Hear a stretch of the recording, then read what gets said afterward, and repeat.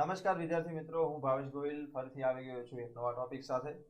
આજે શરૂઆત કરવાના છે પાર્ટિકલ સાઇઝ ડિસ્ટ્રીબ્યુશન અને એની ડિફરન્ટ મેથડ્સ.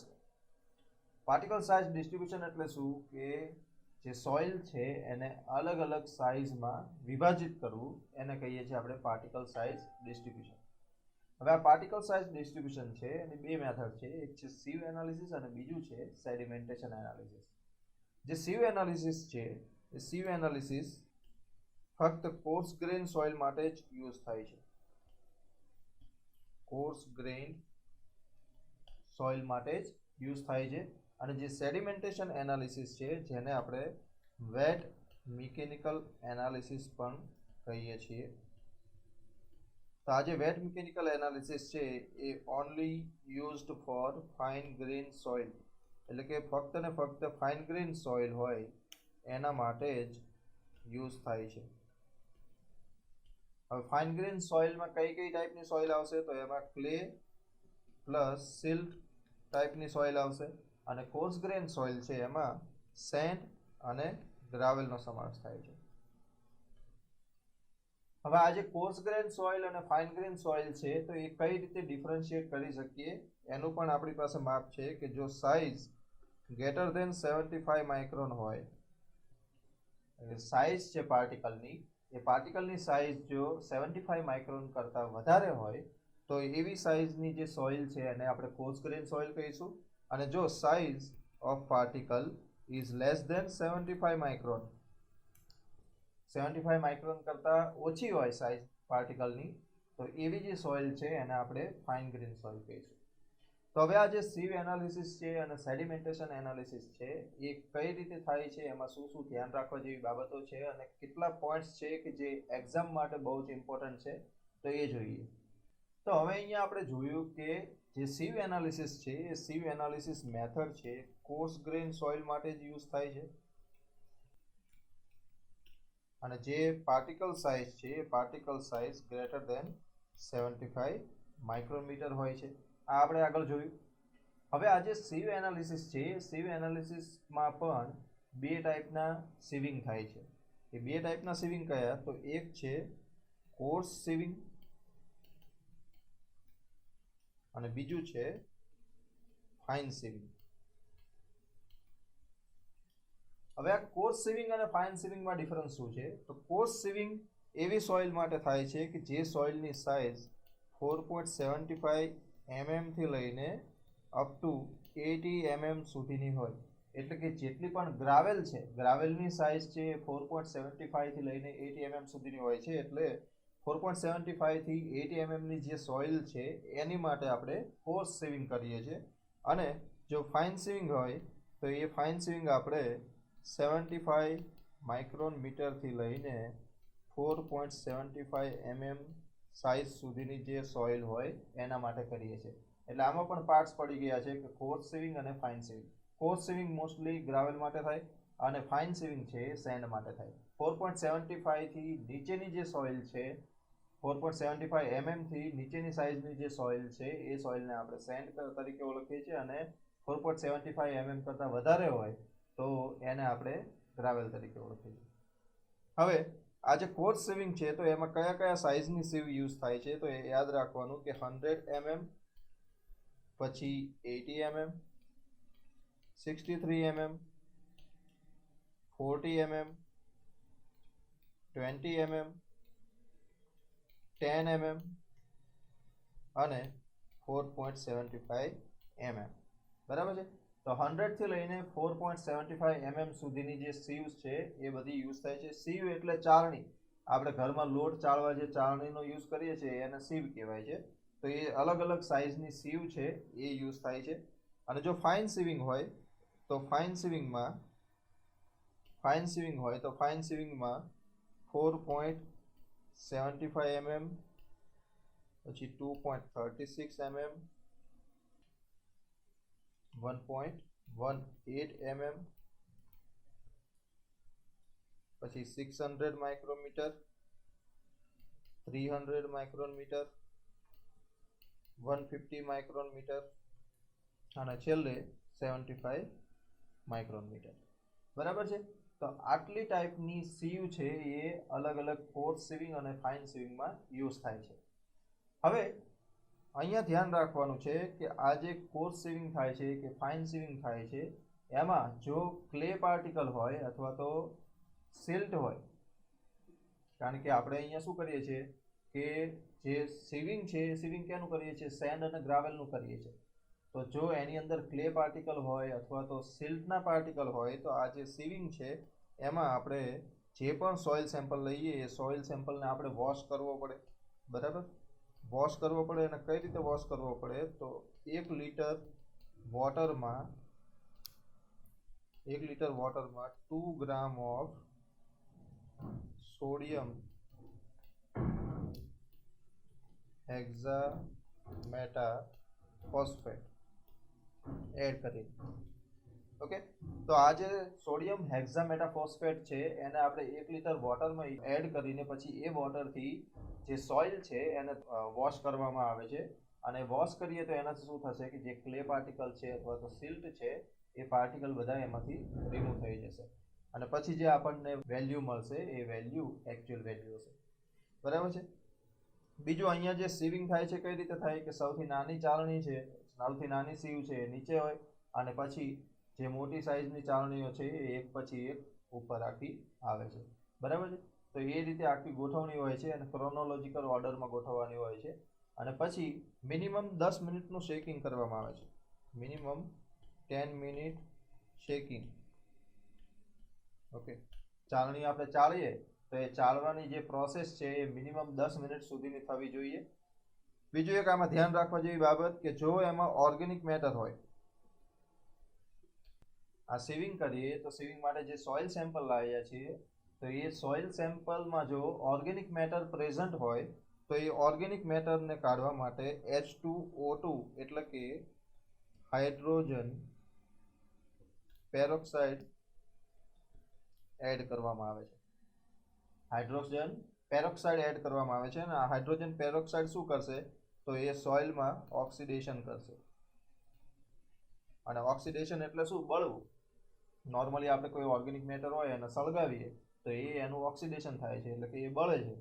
તો આ જે H2O2 છે, હાઇડ્રોજન પેરોક્સાઇડ છે, એ જ્યારે આપણે સોઇલમાં એડ કરીએ છીએ તો એ શું કરે છે કે જેટલું પણ ઓર્ગેનિક મેટર છે એને બાળી નાખે છે એટલે કે એનું ઓક્સિડેશન કરી નાખે છે અને એ રિમૂવ થઈ જાય છે. કેટલી બાબતો છે કે જે યાદ રાખવા જેવી છે. તો અહીંયા જે સીવ એનાલિસિસ છે એ only for coarse grain soil માટે જ યુઝ થાય છે. પછી બીજું કે સાઇઝ કેટલી ગ્રેટર ધેન 75 માઇક્રોન હોવી જોઈએ. પછી અહીંયા જે સીવ છે અલગ અલગ સાઇઝની એ બહુ વધારે યાદ રાખવાની જરૂર નથી, પણ અહીંયા જે યાદ રાખવાનું છે એ કે જો એમાં ક્લે અને સિલ્ટ હોય, if clay and silt present in soil, તો એમાં શું કરવાનું કે 1 લીટર વોટરમાં 2 ગ્રામ ઓફ સોડિયમ હેક્ઝામેટાફોસ્ફેટનો યુઝ થાય છે. મિનિમમ 10 મિનિટનું શેકિંગ કરવામાં આવે છે. ઓર્ગેનિક મેટર હોય તો એમાં H2O2 એટલે કે હાઇડ્રોજન પેરોક્સાઇડ એડ કરવામાં આવે છે અને હાઇડ્રોજન પેરોક્સાઇડ શું કરશે તો ઓક્સિડેશન કરશે. એ યાદ રાખવાનું છે. બીજું એક કે અહીંયા જે સીવ એનાલિસિસ કરીએ છીએ, સીવ એનાલિસિસથી આપણને શું મળે તો આપણને શું મળશે કે ફાઇનનેસ મળશે. ફાઇનનેસ. અને એ ફાઇનનેસ કઈ રીતે મળે તો ફાઇનનેસને આપણે n વડે દર્શાવીએ છીએ અને પર્સન્ટેજ ફાઇનર જે આપણે આગળ ભણીશું પાર્ટિકલ સાઇઝ ડિસ્ટ્રીબ્યુશન કર્વમાં, તો એ પર્સન્ટેજ ફાઇનનેસ આપણને મળે છે. અને એ ફાઇનનેસ આપણને મળે છે કઈ રીતે તો ક્યુમ્યુલેટિવ પર્સન્ટેજ રિટેન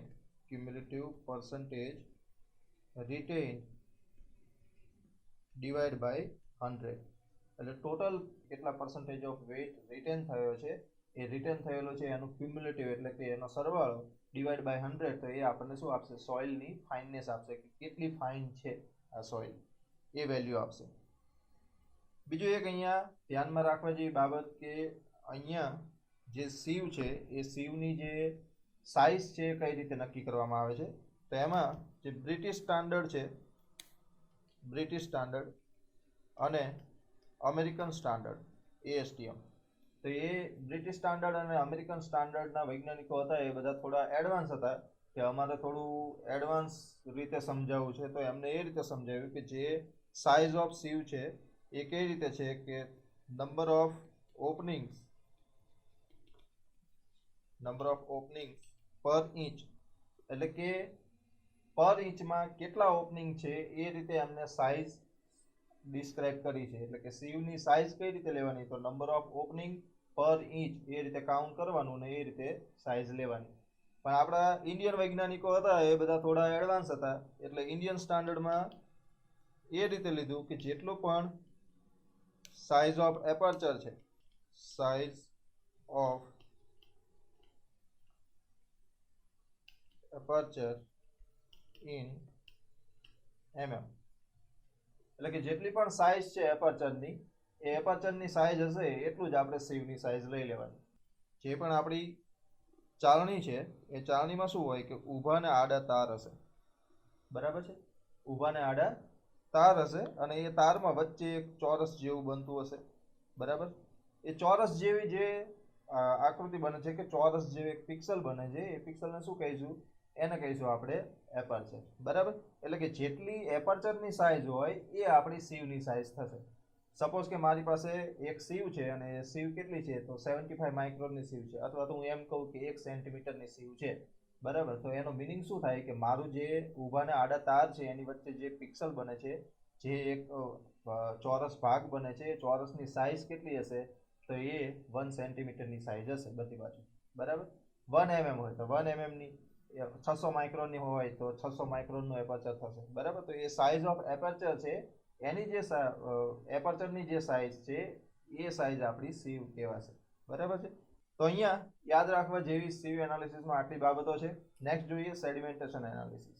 સેડિમેન્ટેશન એનાલિસિસ એટલે કે વેટ મિકેનિકલ એનાલિસિસની જો વાત કરીએ તો આ જે મેથડ છે એ method used only for fine grained soil. Fine grained soil એટલે કેવી સોઇલ, તો કે જે સોઇલમાં ક્લે પ્લસ સિલ્ટનો સમાવેશ થાય છે અને સાઇઝ ઓફ પાર્ટિકલ છે લેસ ધેન 75 માઇક્રોમીટર છે. હવે અહીંયા યાદ રાખવાનું કે જે ક્લે છે એની સાઇઝ કેટલી હોય છે, તો લેસ ધેન 2 માઇક્રોન એની સાઇઝ હોય છે. કે ક્લેના પાર્ટિકલ ક્યારે કહી શકાય કે જ્યારે એ 2 માઇક્રોન કરતાં ઓછી સાઇઝના છે. અને સિલ્ટ છે એ સિલ્ટ 2 માઇક્રોનથી લઈને 75 માઇક્રોન સુધીની જે સાઇઝ છે એને આપણે સિલ્ટ કહીએ છીએ, બરાબર છે. તો આટલું એક યાદ રાખવાનું, એક્ઝામમાં ઘણીવાર આ પૂછાઈ શકે છે. નેક્સ્ટ કે હવે આ જે સેડિમેન્ટેશન એનાલિસિસ છે એ એનાલિસિસમાં એક યાદ રાખવાની બાબત કે આ જે મેથડ છે એ ઇનડાયરેક્ટ મેથડ છે.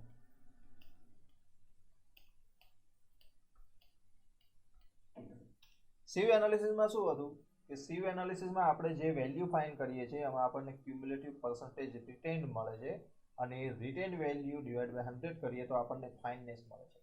અને આ ફાઇનનેસ છે એ જ રીતે આપણે પર્સન્ટેજ ફાઇનનેસ કોઈ પણ સોઇલની ફાઇન્ડ કરી શકીએ છીએ ડાયરેક્ટલી, બરાબર. પણ અહીંયા શું થશે કે સેડિમેન્ટેશન એનાલિસિસ છે, સેડિમેન્ટેશન એનાલિસિસમાં આપણને જે ફાઇનનેસ છે કે પર્સન્ટેજ ફાઇનર વેલ્યુ છે એ ડાયરેક્ટ નથી મળતી, એ આપણે ઇનડાયરેક્ટલી ફાઇન્ડ કરવી પડે છે. એટલે આ જે મેથડ છે એને ઇનડાયરેક્ટ મેથડ કહેવામાં આવે છે. અને બીજી વાત કે આ જે મેથડ છે એ કયા પ્રિન્સિપલ ઉપર બેઝડ છે, તો it is based on Stokes principle. Okay, આ જે સેડિમેન્ટેશન એનાલિસિસ છે એ કેના ઉપર બેઝ છે, તો સ્ટોક્સના લો ઉપર બેઝ છે, સ્ટોક્સના પ્રિન્સિપલ ઉપર બેઝ છે. હવે આ સ્ટોક ભાઈ શું કહેતા હતા, તો સ્ટોકનું કેવું એવું હતું કે જે સેટલિંગ વેલોસિટી છે, સેટલિંગ વેલોસિટી છે is depend on size, shape and weight of particle, બરાબર. આ સ્ટોક ભાઈનું કેવું એવું હતું કે જે સેટલિંગ વેલોસિટી છે પાર્ટિકલની, એ સેટલિંગ વેલોસિટી કેના ઉપર ડિપેન્ડન્ટ હોય છે, તો એ depends on size, shape and weight of the particle. એટલે કે જે સાઇઝ છે એના ઉપર ડિપેન્ડન્ટ છે, વેટ છે એના ઉપર ડિપેન્ડન્ટ છે, અને જે શેપ છે એના ઉપર પણ ડિપેન્ડન્ટ છે. અને આ ડિપેન્ડન્સી ઉપરથી એને એક ફોર્મ્યુલા આપ્યું કે સેટલિંગ velocity Vs is equal to G-1 into gamma W d square divided by 18 mu. હવે અહીંયા G શું છે? તો G છે એ તમારી સ્પેસિફિક ગ્રેવિટી છે. ગામા W તો યુનિટ વેટ ઓફ વોટર છે. D છે શું છે કે તમારી સાઇઝ ઓફ પાર્ટિકલ એટલે કે ડાયા ઓફ પાર્ટિકલ છે in metre. Dia of particle in metre. Mu છે તો મ્યુ ખબર છે આપણને કે ડાયનેમિક વિસ્કોસિટી ઓફ વોટર. અહીંયા આપણે વોટર લીધું છે તો વોટર લઈશું. જે પણ લિક્વિડ લઈએ એની જે વિસ્કોસિટી હશે એ આપણે લઈશું. તો આ રીતે એને એક ફોર્મ્યુલા આપ્યું કે Vs is equal to G-1 gamma W d square divide by 18 mu. હવે આ જે સેટલિંગ વેલોસિટી છે એનું એપ્રોક્સિમેટ ફોર્મ્યુલા પણ છે અને એ છે 900 d સ્ક્વેર. એક્ઝામમાં જો એવું પૂછવામાં આવે કે જો ડાયા ઓફ પાર્ટિકલ આટલો હોય એટલે કે ડાયા ઓફ પાર્ટિકલ આટલા mm હોય, અહીંયા આપણે ડાયા ઓફ પાર્ટિકલને mm માં લેવાનો છે. એટલે સપોઝ એવું કીધું હોય કે ડાયા ઓફ પાર્ટિકલ આટલો છે તો એની સેટલિંગ વેલોસિટી કેટલી થશે, તો એ આપણે આ V is equal two 900 d square formula ઉપરથી ડાયરેક્ટ ફાઇન્ડ કરી શકીએ. અને આજે આપણને વેલોસિટી મળશે મિલીમીટર પર સેકન્ડ એટલે કે mm પર સેકન્ડમાં મળશે. હવે આ જે સ્ટોક્સનો લો છે એ લો એને આપી તો દીધો પણ એને અમુક લિમિટેશન લીધી. તો લિમિટેશનમાં શું હતું કે આ સ્ટોક્સનો લો છે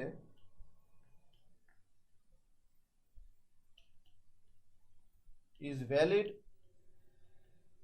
only for 0.2 mm to 0.2 micron.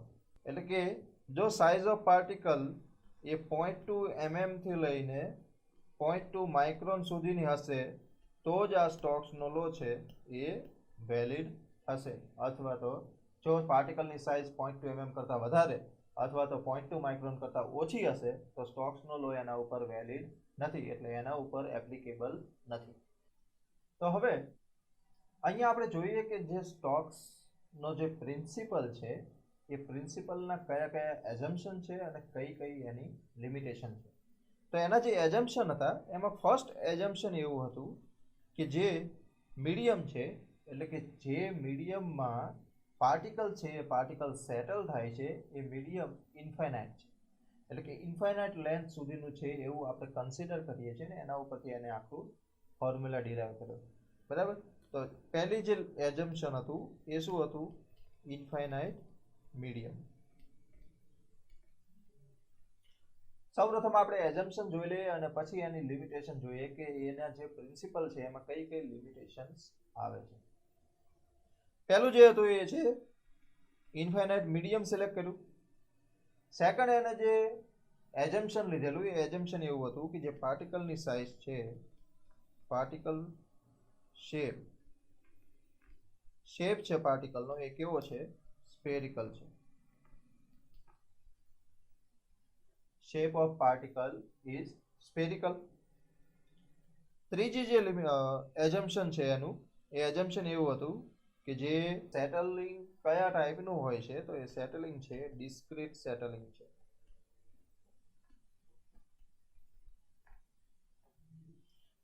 અને ચોથી લિમિટેશન છે એ એવી હતી કે particles having same specific gravity. બરાબર છે. તો આટલા એના એઝમ્પશન હતા. ફર્સ્ટ એઝમ્પશન શું હતું કે ઇન્ફાઇનાઇટ મીડિયમ છે. બીજું એઝમ્પશન હતું કે શેપ એનો છે એ સ્ફેરિકલ છે. ત્રીજું એઝમ્પશન હતું કે ડિસ્ક્રીટ સેટલિંગ છે અને ચોથું એઝમ્પશન એવું હતું કે જે બધા જ પાર્ટિકલ છે એ બધા જ પાર્ટિકલની સ્પેસિફિક ગ્રેવિટી સેમ છે. હવે આ જે એનો પ્રિન્સિપલ છે ને એના જે એઝમ્પશન લીધેલા છે એ કઈ કઈ જગ્યાએ ખોટા પડે છે કે એની લિમિટેશન ક્યાં આવી જાય છે એ આપણે જોઈ લઈએ. તો ફર્સ્ટ ઓફ ઓલ તો આપણે જોયું કે એની જે લિમિટેશન છે એ સાઇઝ ઓફ પાર્ટિકલમાં જ આવે છે કે એને જે સ્ટોક્સનો જે લો છે is applicable only for particle size 0.2 mm to 0.2 micron. બરાબર. માઇક્રોન એટલે શું? તો 1 mm is equal to 10⁻³ micron.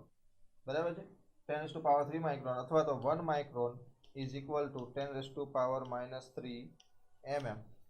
આ એની માઇક્રોન અને mm વચ્ચેનું રિલેશન છે. એક્ઝામમાં ઘણીવાર માઇક્રોનમાં પણ પૂછાય છે અને mm માં પણ પૂછાય છે. ફર્સ્ટ લિમિટેશન એ રીતે હતી કે જે મીડિયમ છે એ ઇન્ફાઇનાઇટ નથી હોતું. આપણને પણ ખ્યાલ છે કે જે પણ પાર્ટિકલની સેટલિંગ વેલોસિટી છે કે પાર્ટિકલ કોઈ પાણીમાં સેટલ થતું હોય તો એ ઇન્ફાઇનાઇટ ના હોય, બરાબર છે. એની જે લિમિટેશન છે અમુક લિમિટ સુધી જ હોય કે અમુક ડિસ્ટન્સ સુધી જ હોય કે જ્યાં આપણે એની વેલોસિટી ફાઇન્ડ કરતા હોય. એટલે જે મીડિયમ છે એ ઇન્ફાઇનાઇટ નથી હોતું પણ ફાઇનાઇટ મીડિયમ હોય છે.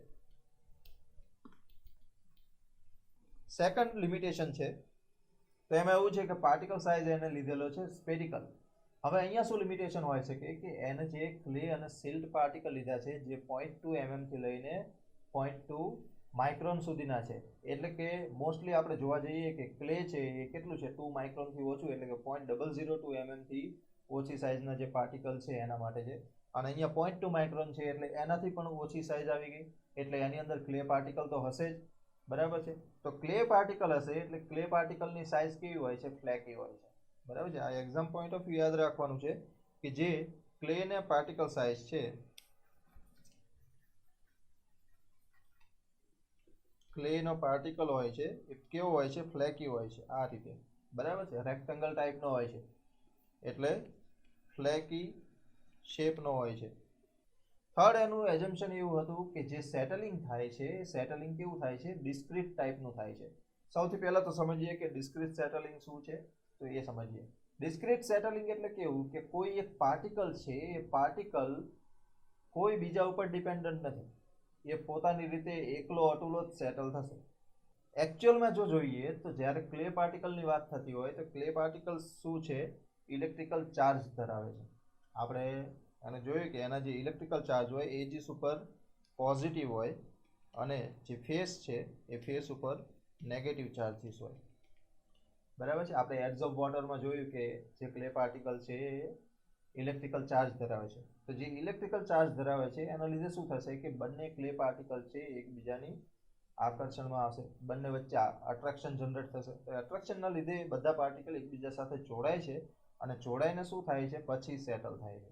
તો એકચ્યુઅલમાં શું થાય છે કે જે સેટલિંગ છે એ એગ્રીગેટેડ સેટલિંગ આવે છે. પાર્ટિકલનું જે સેટલિંગ થાય છે એ સેટલિંગ કઈ રીતે થાય છે? તો એગ્રીગેશનના લીધે થાય છે. એગ્રીગેશન એટલે શું? કે એકબીજા સાથે જોડાવું. તો આ એગ્રીગેશનના લીધે જે સેટલિંગ થાય છે એ એની લિમિટેશન આવી ગઈ સ્ટોક્સ લોની. હવે નેક્સ્ટ શું હતું કે જે particle having same specific gravity. તો આપણને ખબર છે કે જે પાર્ટિકલ છે એ પાર્ટિકલની સ્પેસિફિક ગ્રેવિટી છે સેમ નથી હોતી, પણ બધા પાર્ટિકલની ડિફરન્ટ સ્પેસિફિક ગ્રેવિટી હોય છે. એટલે અહીંયા જે લિમિટેશન આવી કે specific gravity is not same, બરાબર છે. પાર્ટિકલની જે સ્પેસિફિક ગ્રેવિટી છે એ સેમ નથી હોતી, પણ બધા પાર્ટિકલની અલગ અલગ સ્પેસિફિક ગ્રેવિટી હોય છે. તો અહીંયા એની લિમિટેશન થઈ કે કેટલી સાઇઝ સુધીમાં એ લિમિટેડ થઈ જાય છે, કઈ કઈ જગ્યાએ એની લિમિટ આવી જાય છે, તો એ આપણે જોઈ સ્ટોક્સ લો માટેની. હવે અહીંયા જે એની વેલ્યુ હતી કે 0.2 mm થી લઈને 0.2 માઇક્રોન સુધીની, તો સપોઝ કે સાઇઝ ઓફ પાર્ટિકલ છે એનાથી વધારે કે ઓછી થાય તો શું થાય? જો સાઇઝ ઓફ પાર્ટિકલ 0.2 mm કરતાં વધી જાય તો શું થાય કે એની સાઇઝ વધે તો એનું માસ વધવાનું છે, અને માસ વધે તો એના ઉપર જે ગ્રેવિટેશનલ ફોર્સ લાગે છે એ ગ્રેવિટેશનલ ફોર્સ ઇન્ક્રીઝ થવાનો, અને જે પાર્ટિકલ છે એ કઈ રીતે સેટલ થશે? તો ડ્યુ ટુ ગ્રેવિટેશનલ ફોર્સ. એટલે અહીંયા જે પાર્ટિકલ છે due to gravitational force it will settle, બરાબર, ડ્યુ ટુ ગ્રેવિટેશન ફોર્સના લીધે એ સેટલ થશે. હવે સપોઝ કે આની જે સાઇઝ છે લેસ ધેન 0.2 માઇક્રોન થઈ જાય, બરાબર, 0.2 માઇક્રોન કરતાં ઓછી સાઇઝ થઈ જાય તો શું થશે? પાર્ટિકલ તો હતો એનાથી પણ નાનો થઈ ગયો, તો એનું સેટલિંગ કેવું થશે? તો આ વખતે કે જ્યારે એનું 0.2 માઇક્રોન કરતાં ઓછી સાઇઝનું હોય તો એનું જે મોશન હશે એ બ્રાઉનિયન મોશન હશે. પાર્ટિકલ છે એ બ્રાઉનિયન મોશનમાં હશે. એટલે કે બ્રાઉનિયન મોશનને આપણે ઝિગઝેગ પણ કહીએ છીએ, ઝિગઝેગ મોશન. એટલે એનું જે સેટલિંગ છે એ ઝિગઝેગ પેટર્નમાં થશે. તમે ઘણીવાર બારી ખોલો અને જે પ્રકાશ આવતો હોય તો એ પ્રકાશમાં તમને જે એરમાં જે બધા કણો દેખાશે, સોઇલના પાર્ટિકલ્સ બધા દેખાશે, ધૂળ દેખાશે, તો એ ધૂળના જે રજકણો દેખાશે એ બધા શું કરતા હોય છે, એ બ્રાઉનિયન મોશનમાં હોય છે. બ્રાઉનિયન મોશન એટલે કેવી કે જે પાર્ટિકલની સાઇઝ છે એટલી નાની છે કે એ ઇઝીલી સેટલ નથી થતા, પણ એ એક્સટર્નલ ફોર્સના લીધે અફેક્ટ થાય છે. બરાબર. તો અહીંયા શું થાય છે કે એનું જે સેટલિંગ થશે કઈ રીતે થશે કે થોડું સેટલ થશે, પછી થોડું સ્થિર થઈ જશે, પાછું સેટલ થશે, પાછું સ્થિર થશે, પાછું સેટલ થશે, પાછું સ્થિર થશે. એટલે એની જે મોશન છે એ આ રીતે zigzag પેટર્નમાં થાય છે. બરાબર. તો એવી જે મોશન છે એ મોશનને શું કહીશું? બ્રાઉનિયન મોશન. તો જ્યારે પણ 0.2 માઇક્રોન કરતાં ઓછું હશે પાર્ટિકલની સાઇઝ, તો ત્યારે બ્રાઉનિયન મોશન, અને જ્યારે 0.2 mm કરતાં વધારે સાઇઝ હશે તો એ વખતે શું થશે? એનું સેટલિંગ છે ગ્રેવિટેશનલ ફોર્સના લીધે થશે, એટલે કે ઇન્ડિપેન્ડન્ટ સેટલિંગ થશે. પીપેટ મેથડની વાત કરીએ તો આ જે પીપેટ મેથડ છે એ સ્ટાન્ડર્ડ સેડિમેન્ટેશન મેથડ છે. એક્ઝામમાં પૂછાય કે સ્ટાન્ડર્ડ સેડિમેન્ટેશન મેથડ કઈ છે, તો એ પીપેટ મેથડ આવશે. હવે આ પીપેટ મેથડમાં શું કરવામાં આવે છે, તો એક પીપેટ લેવામાં આવે છે અને એ પીપેટ છે એમાં થોડું વેટ ઓફ સોઇલ લેવામાં આવે છે કે જે સેમ્પલ આપણે ટેસ્ટ કરવું છે. હવે જે સેમ્પલ વાળું પીપેટ છે એ પીપેટને થોડા સોલ્યુશનમાં પુટ કરવામાં આવે છે. અહીંયા તમે ફિગરમાં જોઈ શકો છો, અહીંયા જે પીપેટ છે એ પીપેટને શું કરવામાં આવે છે કે અમુક લેવલ સુધી એને અંદર ઇન્સર્ટ કરવામાં આવે છે, અને આ જે સોલ્યુશન છે એ વોટર જ હોય છે, પણ એની અંદર થોડા ડિસ્પર્સિંગ એજન્ટ અથવા તો ડીફ્લોક્યુલેટિંગ એજન્ટને એડ કરેલા હોય છે, અને એને એક સસ્પેન્શન સોલ્યુશન બનાવવામાં આવે છે. Suspension solution. આ સસ્પેન્શન સોલ્યુશન કેટલું લેવામાં આવે છે, તો 500 ml લેવામાં આવે છે. બરાબર છે. પીપેટ મેથડમાં જે સોલ્યુશન લેવામાં આવે છે એ સોલ્યુશન કેટલું? 500 ml લેવામાં આવે છે. બરાબર. તો એ 500 ml સોલ્યુશન છે એમાં એને પીપેટને ઉતારવામાં આવે છે, અને કેટલું ઉતારવામાં આવે છે, તો પીપેટને ઇન્સર્ટ કરવામાં આવે છે. એનું જે વોટર લેવલ છે એ લેવલથી 10 સેન્ટીમીટર જેટલું, એટલે કે 100 mm જેટલું. તો એ જે 10 સેન્ટીમીટર છે એ આપણને શું આપ્યું છે? હાઇટ આપી છે કે આટલી હાઇટ સુધીમાં એને ઇન્સર્ટ કરવાનું છે, અને આ હાઇટ છે એ ફિક્સ રહે છે. હવે નેક્સ્ટ શું કરવામાં આવે છે, તો નેક્સ્ટમાં જે સોલ્યુશન છે એ સોલ્યુશનને પીપેટ દ્વારા સક કરવામાં આવે છે. એટલે સક કરવામાં શું થશે કે જે અહીંયા આ વોલ્યુમ છે એ 10 ml નું છે, 10 ml. તો એ 10 ml સોલ્યુશન મિક્સ થશે સોઇલ સાથે. બરાબર છે. અને એ સોઇલ પર મિક્સ થાય પછી શું કરવામાં આવે છે કે એનું જે ટાઈમ છે સેટલ થવાનો, એ ટાઈમ નક્કી કરવામાં આવે છે, કે એનો ટાઈમ છે એ નોટ ડાઉન કરવામાં આવે છે. હવે શું થશે કે અહીંયાથી સક કર્યું એટલે શું થશે કે આ જે સપોઝ મારી પીપેટ છે, આ મારી પીપેટ હશે, તો પીપેટમાં મેં અહીંયાથી એક લેવલ લીધું છે h, અને એ લેવલમાં મારી પાસે અહીંયાથી બે બાઉન્ડ્રી આવી ગઈ કે એ બાઉન્ડ્રીમાં મારે ફાઇન્ડ કરવાનું છે. આટલી બાઉન્ડ્રીમાં મારે ફાઇન્ડ કરવાનું છે કે જે પાર્ટિકલ છે એ સેટલ થાય છે એનો ટાઈમ શું છે. તો અહીંયા હું સ્ટાર્ટ કરીશ ત્યાં મને એક t1 ટાઈમ મળશે, અને બીજો અહીંયા જે આવશે ત્યાં મને t2 ટાઈમ મળશે. તો મારો h ડિસ્ટન્સ કાપવા માટેનો ટાઈમ કેટલો? તો h ડિસ્ટન્સ કાપવા માટેનો ટાઈમ કેટલો? t2 minus t1. તો આ મને સમય મળી ગયો, અને ડિસ્ટન્સ મારી પાસે છે, તો હું વેલોસિટી ફાઇન્ડ કરી શકું કે વેલોસિટી ઇઝ ઇક્વલ ટુ શું થાય? અંતરના છેદમાં સમય. અંતર કેટલું છે? v ઇઝ ઇક્વલ ટુ અંતર કેટલું છે? h, અને મારો ટાઈમ કેટલો થયો? તો એ થયો t. હવે આ h છે અને આપણે he પણ કહી દઈએ છીએ. આને જે નોટેશન છે he છે. બરાબર. હવે જે he છે એટલે કે હાઇટ છે, તો એ હાઇટ આપણને મળી અને ટાઈમ આપણને મળશે, તો એનાથી આપણે વેલોસિટી ફાઇન્ડ કરી શકીએ. હવે આ વેલોસિટી શેની મળી? તો જે પાર્ટિકલ છે કે જે સેટલ થાય છે એ સેટલિંગ વેલોસિટી મળી, એટલે કે અહીંયા મળીશું vs મળી. પણ સ્ટોક્સના લો પ્રમાણે vs ની વેલ્યુ શું છે? તો vs is equal to g minus 1 into gamma w d square upon 18 mu. તો આ બંને સેમ થશે, સેટલિંગ વેલોસિટી છે. તો અહીંયા હું આ રીતે લખી શકું કે he by t is equal to g minus 1 into gamma w d square upon 18 mu. હવે અહીંયા સપોઝ કે મારે જે સાઇઝ ઓફ પાર્ટિકલ છે એ ફાઇન્ડ કરવી છે, એટલે કે પાર્ટિકલનો ડાયામીટર કે પાર્ટિકલની સાઇઝ શું છે એ ફાઇન્ડ કરવી છે. તો એ ફાઇન્ડ કઈ રીતે થશે? તો અહીંયા આ જે ડી છે એ ડી ને સૂત્રનો કરતા બનાવી દઈએ. તો ડી ઇઝ ઇક્વલ ટુ શું થશે? Under root of 18 mu HE divided by G minus 1 into gamma W into T. બરાબર છે? આ ફોર્મ્યુલા થશે. આ ફોર્મ્યુલાને આપણે થોડું અલગથી ડિફાઇન કરી દઈએ તો કઈ રીતે આવશે કે 18 mu divided by G minus 1 into gamma W into HE by T. આ રીતે થશે. હવે અહીંયા શું થશે કે અહીંયા સપોઝ કે આ જે ફોર્મ્યુલા છે એને હું એક ચોક્કસ ક્વોન્ટિટી તરીકે લઈ લઉં છું. તો સપોઝ કે એને આપણે કે તરીકે લઈ લઈએ, સાઇઝ ઓફ પાર્ટિકલની શું થશે કે કે under root HE by T.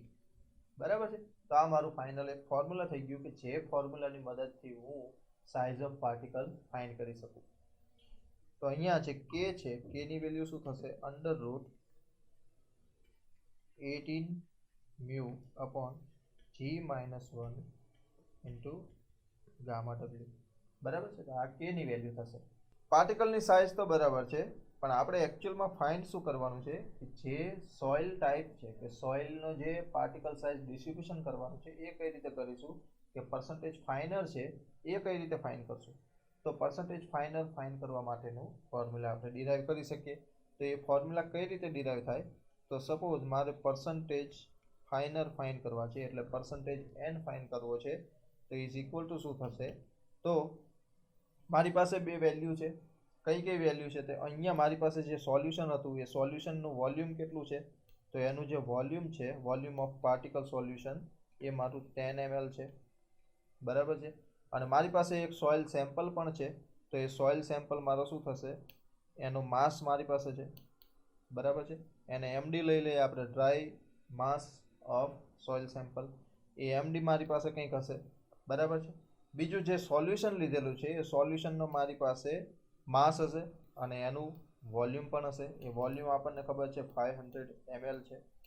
Okay, તો આટલી વસ્તુ મારી પાસે છે. એમાંથી હું પર્સન્ટેજ ફાઇનર જો ફાઇન કરવા માંગુ તો મારું કઈ રીતે થશે? એમડી ડિવાઈડ બાય વીપી, એટલે કે mass of dry soil sample divide by volume of particle size. બરાબર? એટલે અહીંયા જેટલું વોલ્યુમ છે divide by total mass of solution divide by total volume of solution multiply by 100. આટલા પર્સન્ટ કરું તો મને શું મળે?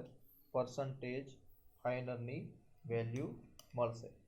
એટલે કે અહીંયાથી આટલી સાઇઝ મને મળશે, એ મારી પર્સન્ટેજ ફાઇનર મળશે.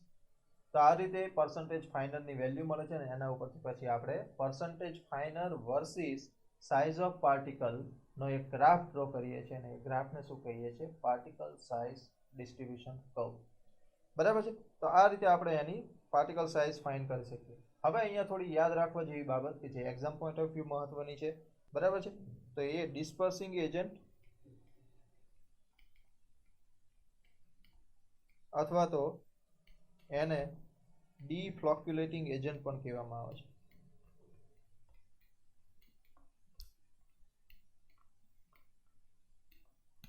હવે આ જે ડીફ્લોક્યુલેટિંગ એજન્ટ અથવા તો ડિસ્પર્સિંગ એજન્ટ છે એ કયા કયા છે એની વિશે વાત કરીએ. તો એમાં થોડાક નામ તમારે યાદ રાખવાના છે. આને એડ કરવામાં આવે છે કારણ કે એના લીધે શું થાય છે કે એનું ડિસ્પર્શન છે, જે પાર્ટિકલનું ડિસ્પર્શન થશે કે જે સેટલિંગ થશે એ પ્રોપર રીતે થશે, એના માટે યુઝ કરવામાં આવે છે. તો એમાં એક્ઝામ્પલ તરીકે સોડિયમ ઓક્સલેટ, બીજું છે સોડિયમ સિલિકેટ,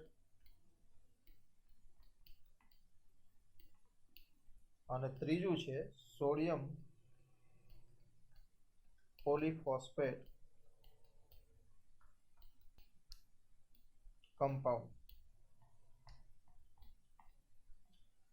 તો જે ડિસ્પર્સિંગ એજન્ટ છે, ડિસ્પર્સિંગ એજન્ટમાં 3 જે કેમિકલ્સ છે એ યુઝ થાય છે. એમાં કેમિકલ્સમાં કયા કયા છે તો સોડિયમ ઓક્સેલેટનો યુઝ થાય છે, સોડિયમ સિલિકેટનો યુઝ થાય છે અને સોડિયમ પોલિફોસ્ફેટ કમ્પાઉન્ડ છે એનો યુઝ થાય છે.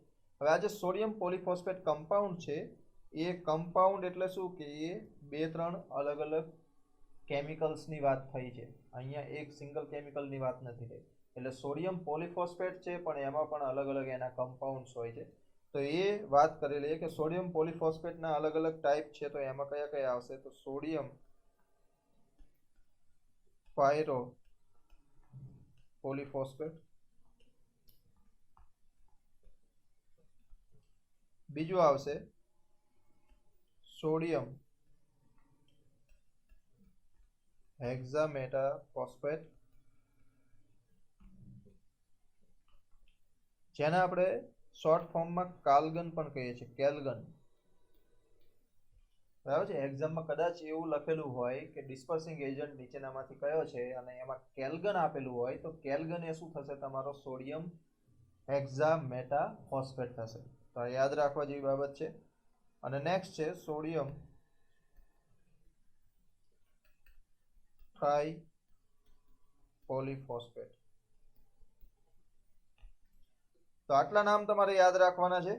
કયા કયા તો ડિસ્પર્સિંગ એજન્ટ કયા કયા છે સોડિયમ ઓક્સલેટ, સોડિયમ સિલિકેટ, સોડિયમ પોલિફોસ્ફેટ કમ્પાઉન્ડમાં 3 આવશે. તો એ 3 કયા કયા તો સોડિયમ પાયરો પોલિફોસ્ફેટ, સોડિયમ હેક્ઝામેટા ફોસ્ફેટ જેને કેલ્ગન પણ કહેવાય છે અને સોડિયમ ટ્રાય પોલિફોસ્ફેટ. તો આ જે છે એ બધા શું છે કે એ ડિસ્પર્સિંગ એજન્ટ છે, ડીફ્લોક્યુલેટિંગ એજન્ટ છે કે જેને સોલ્યુશન સસ્પેન્શન સોલ્યુશન બનાવવા માટે યુઝમાં લેવાય છે. હવે વાત કરીએ કે આ જે બધા સોલ્યુશન છે એ લેવાના તો ખરા પણ કેટલી માત્રામાં લેવાના. તો એ કેટલી માત્રામાં લેવાના એના માટે એક વેલ્યુ આપેલી છે ઇન્ડિયન સ્ટાન્ડર્ડમાં. તો ઇન્ડિયન સ્ટાન્ડર્ડ IS 2720 પાર્ટ 4, બરાબર. ઇન્ડિયન સ્ટાન્ડર્ડ 2720 પાર્ટ 4માં વેલ્યુ આપેલી છે કે આ જે ડિસ્પર્સિંગ એજન્ટ છે એને કેટલા પ્રમાણમાં લેવાના હોય છે. તો એનું જે પ્રમાણ છે એ પ્રમાણમાં કંઈક એ રીતે છે કે 1 લીટર ઓફ ડિસ્ટિલ્ડ વોટરમાં, બરાબર, 1 લીટર ઓફ ડિસ્ટિલ્ડ વોટર હોય તો એમાં 33 gram of sodium હેક્ઝામેટા phosphate,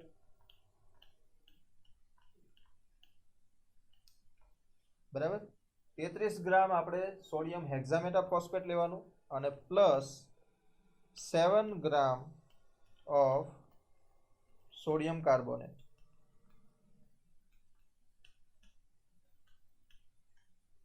okay.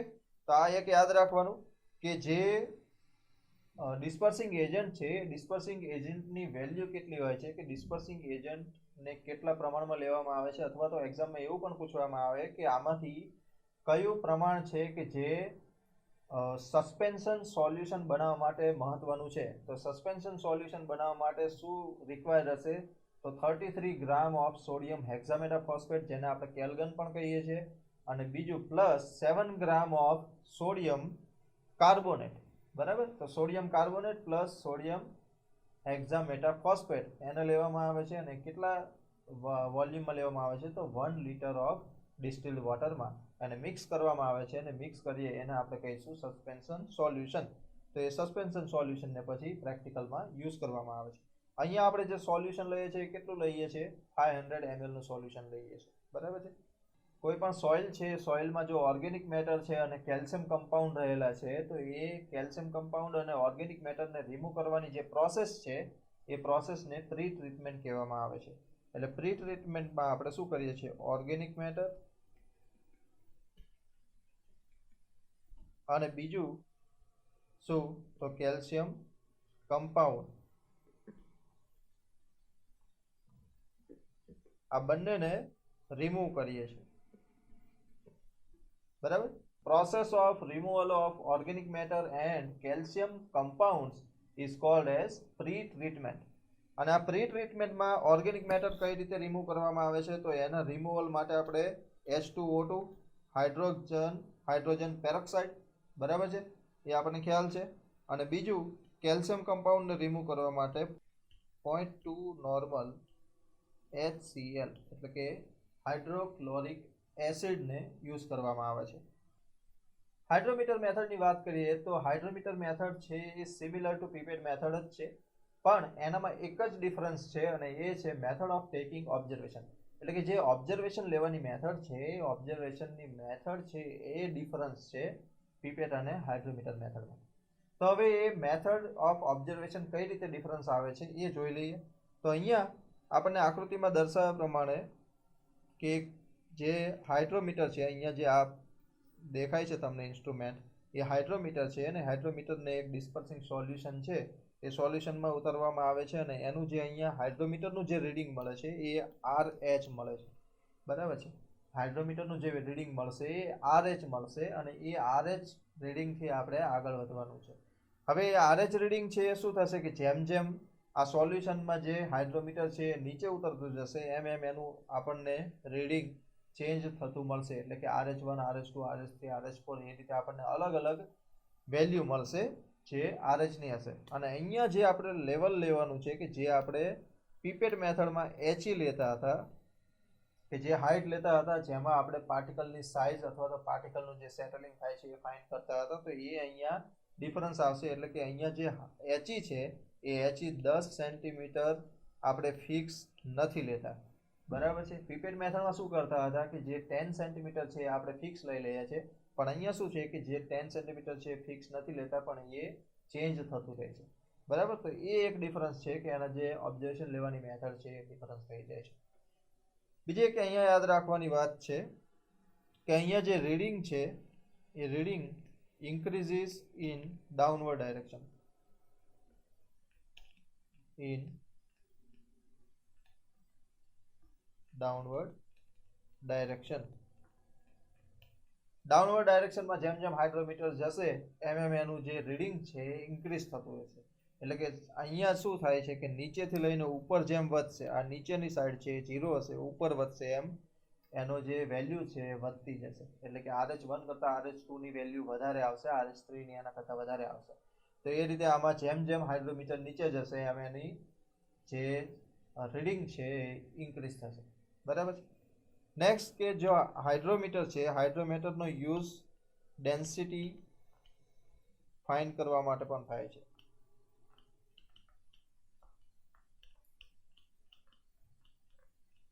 કોઈ પણ સોલ્યુશન હોય તો એ સોલ્યુશનની જે ડેન્સિટી છે એ ડેન્સિટી ફાઇન્ડ કરવા માટે હાઇડ્રોમીટરનો યુઝ થાય છે.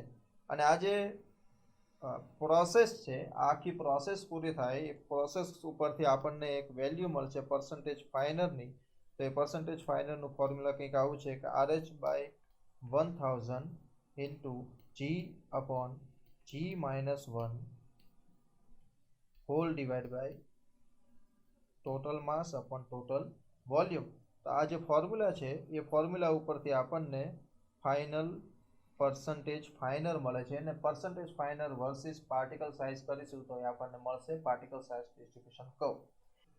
અહીંયા બીજી એક યાદ રાખવા જેવી બાબત કે જેટલું પણ સોલ્યુશન છે કે જે સોલ્યુશન આપણે પીપેટ મેથડમાં બનાવીએ છીએ એ જ પ્રમાણનું સોલ્યુશન આપણે હાઇડ્રોમીટરમાં પણ યુઝ કરીએ છીએ. એટલે કે 1 લિટર સોલ્યુશન હોય તો એમાં 33 gram of sodium hexametaphosphate plus 7 gram of sodium carbonate એ આપણે યુઝ કરવાનું છે અને એને કેમાં એડ કરવાનું છે? ડિસ્ટિલ્ડ વોટરમાં. અને એનાથી એક સોલ્યુશન બનશે. એ સોલ્યુશનને આપણે ડિસ્પર્સિંગ સોલ્યુશન અથવા તો સેટલિંગ સોલ્યુશન કહીએ છીએ અથવા તો સસ્પેન્શન સોલ્યુશન કહીએ છીએ. હવે અહીંયા હાઇડ્રોમીટર મેથડ છે, હાઇડ્રોમીટર મેથડમાં થોડાક કરેક્શન છે. હવે કરેક્શન કયા કયા છે એ આપણે થોડા જોઈ લઈએ. આપણે જોઈએ કે પીપેટ મેથડ છે એમાં કોઈ કરેક્શન નથી. પીપેટ મેથડમાં જે વેલ્યુ આવે છે એ જ પ્રમાણે આપણે આગળ વધવાનું છે. પણ જ્યારે હાઇડ્રોમીટરની વાત આવે તો હાઇડ્રોમીટરના જે રીડિંગ મળે છે એ રીડિંગમાં થોડાક કરેક્શન કરવા પડે છે. કયા કયા ટાઈપના કરેક્શન કરવા પડે છે એ જોઈએ. ફર્સ્ટ જે કરેક્શન છે એ કરેક્શન છે મેનિસ્કસ કરેક્શન.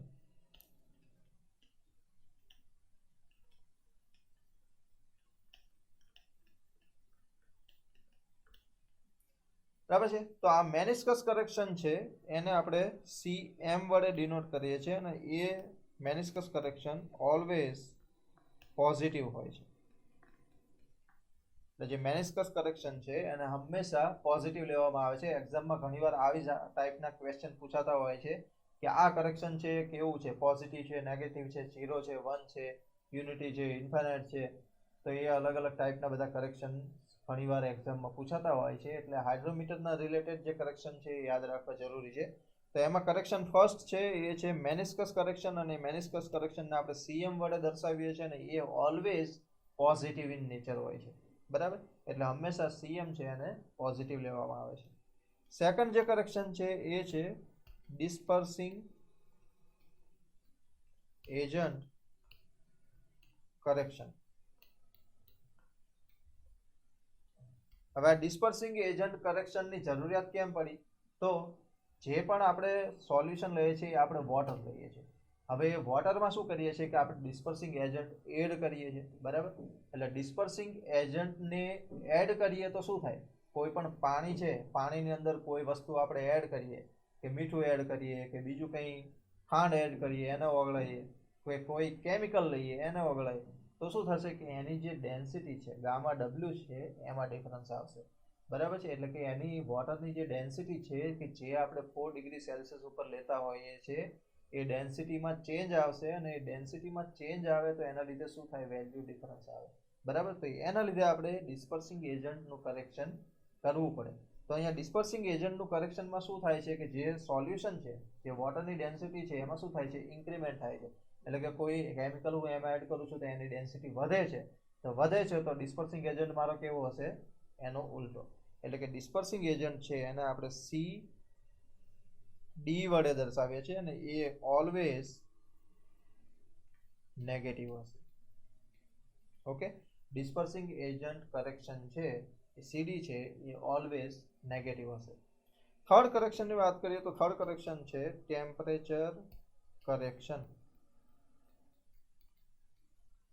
બરાબર, ટેમ્પરેચર કરેક્શન કઈ રીતે? તો ટેમ્પરેચર, અલગ અલગ ટેમ્પરેચર ઉપર જે ડેન્સિટી છે એ ડેન્સિટી ડિફરન્સ આવે છે, એટલે કે ડેન્સિટીની ડિફરન્સ થાય છે. જો ટેમ્પરેચર 27 ડિગ્રી સેલ્સિયસ હોય તો નો કરેક્શન, કોઈ પણ જાતનું કરેક્શન કરવાની જરૂર નથી.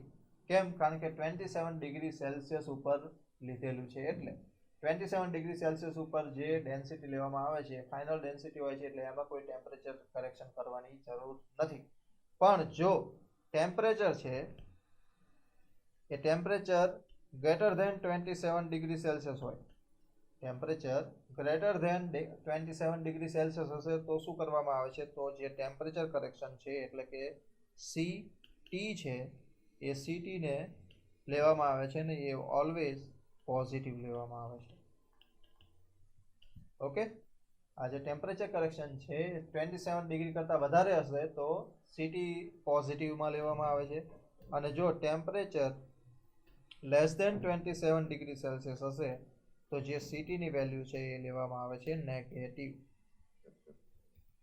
ઓકે, એટલે કે ઓછું જ્યારે ટેમ્પરેચર હશે તો ઓછા ટેમ્પરેચરમાં ડેન્સિટી સોલ્યુશનની વધશે, અને ડેન્સિટી વધશે તો એનું કરેક્શન છે ઓટોમેટિકલી નેગેટિવ થશે.